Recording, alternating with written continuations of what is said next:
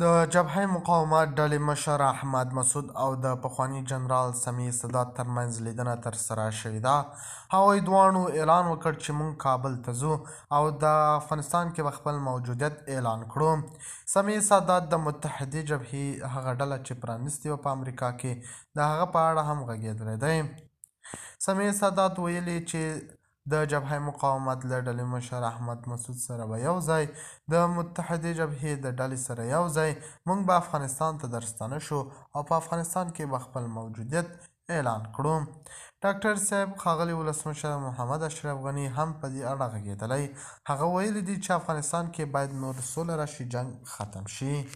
د خرابات ټي وي چینل درنو لیدونکو سلام، ستړي مه شئ، وخت مو بخیر. هیله لرم چې جوړ او روغ به یې. په سر کې یادونه کوم که خرابات ټي وي چینل مو نه وي سبسکرایب کړی، په درنښت سره خرابات ټي وي چینل سبسکرایب کړئ.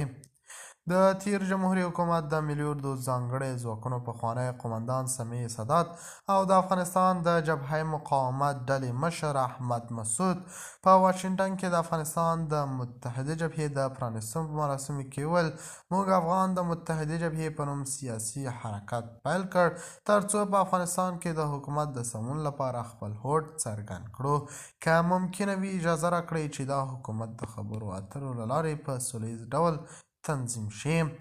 که څه هم د افغانستان متحدې جبهې یو سیاسي غورځنګ اعلان شوی، خو احمد مسعود د جزئیاتو له ورکولو پرته وسله والې مبارزې ته د چمتووالي خبره هم کړې ده.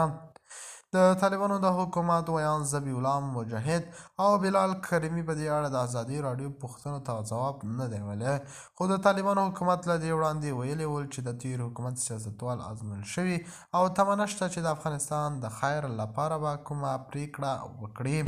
د خرابات ټي وي چینل درنو لیدونکو دا و زموږ ته د مهال چمتو کړی خبر.